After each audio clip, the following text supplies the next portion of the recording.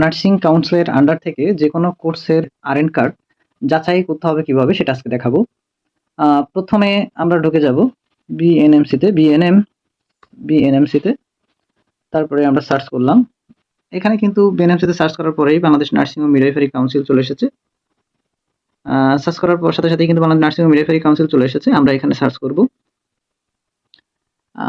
এখান থেকে আমরা দেখাবো যে কিভাবে নার্সিং কাউন্সিলের আন্ডার থেকে যারা বৈধ কোর্স করেছে তাদের রেজিস্ট্রেশন নাম্বারের সাথে তাদের নামের মিল আছে কিনা, বা তারা বৈধ ডিপ্লোমা নার্স, মিডওয়াইফ নার্স বা কমিউনিটি প্যারামেডিক কিনা, আমরা এগুলো যাচাই করব কিভাবে। কিন্তু একটা কথা বলে রাখি, কমিউনিটি প্যারামেডিক আর কমিউনিটি প্যারামেডিকের বা প্যারামেডিকেল এগুলোর ভিতরে পার্থক্য আছে। বাংলাদেশে প্যারামেডিকেল বা কমিউনিটি প্যারামেডিকেল নামের কোনো কোর্স নাই। কথাগুলো শুনতে প্রায় একই।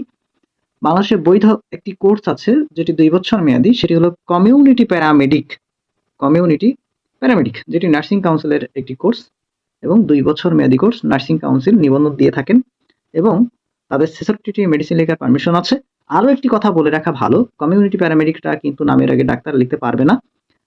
তারা শুধুমাত্র কমিউনিটি প্যারামেডিকরা কিন্তু তৃণমূল পর্যায়ের সাধারণ চিকিৎসা সেবাগুলো দিয়ে থাকেন বা প্রাথমিক চিকিৎসাগুলো তারা দিয়ে থাকেন। গুরুতর সমস্যার জন্য তারা মেডিকেল অফিসারদেরকে রেফার করেন বা উপজেলা হেলথ কমপ্লেক্স, সদর বা মেডিকেলে রেফার করেন।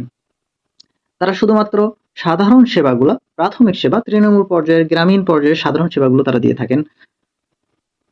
আমি আবারও বলি, কমিউনিটি প্যারামেডিক তারা কখনোই নামের আগে ডাক্তার লিখতে পারবে না এবং বাংলাদেশের যত কমিউনিটি প্যারামেডিক আছে তারা কেউ লেখে না।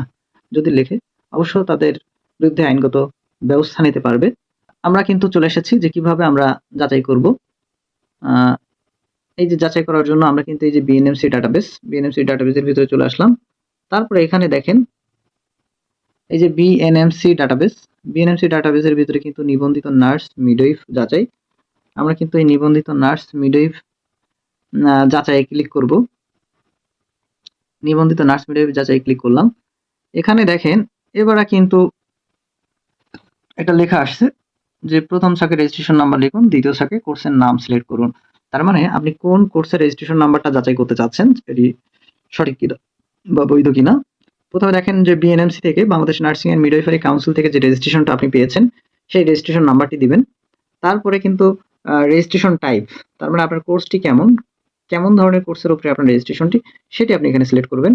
এখানে দেখেন diploma nurse, midwife nurse, nursing কাউন্সিলের বিভিন্ন রকমের কোর্স আছে, যেটি আপনার প্রয়োজন আপনি সেটি সিলেক্ট করবেন। কমিউনিটি প্যারামেডিকদেরটা দেখিয়ে আপনাদেরকে একটি ধারণা দিয়ে দিচ্ছি। এই যে নিচে দেখেন কমিউনিটি প্যারামেডিক, এই কমিউনিটি প্যারামেডিক আমি ক্লিক করলাম। এখানে কমিউনিটি প্যারামেডিক চলে আসলো।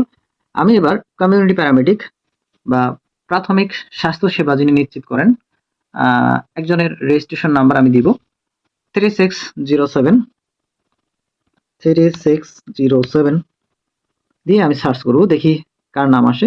এবং আমরা যে ব্যক্তির নাম, আপনি যারটা যাচাই করতে চাচ্ছেন তার নাম আসে কিনা বা তার ডিটেলস আসে কিনা আমরা একটু যাচাই করব, তার মার্কশিট, সার্টিফিকেটের সাথে এগুলো মিল আছে কিনা।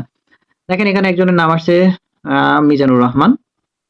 তার এই রেজিস্ট্রেশন নাম্বারে এই ব্যক্তিটার রেজিস্ট্রেশন আমরা জেনে গেলাম এবং উনি কোন প্রতিষ্ঠান থেকে এই কোর্সটি করেছে তার রেজিস্ট্রেশন নাম্বার কিন্তু কত, তার কোর্সের নাম এবং তার ইনস্টিটিউটের নাম এখানে কিন্তু দেওয়া আছে। আমরা একটু বড় করে দেখাই। এই যে তার কোর্সের নাম, তার প্রতিষ্ঠানের নাম এবং সে রেজিস্ট্রেশনটা কবে পেয়েছে এখানে কিন্তু দেওয়া আছে। তাহলে এভাবেই আমরা কিন্তু যাচাই বাছাই করতে পারি একজন বৈধ কমিউনিটি প্যারামেডিক, যেটি বাংলাদেশ নার্সিং অ্যান্ড মিডওয়াইফারি কাউন্সিলের অধিভুক্ত একটি কোর্স।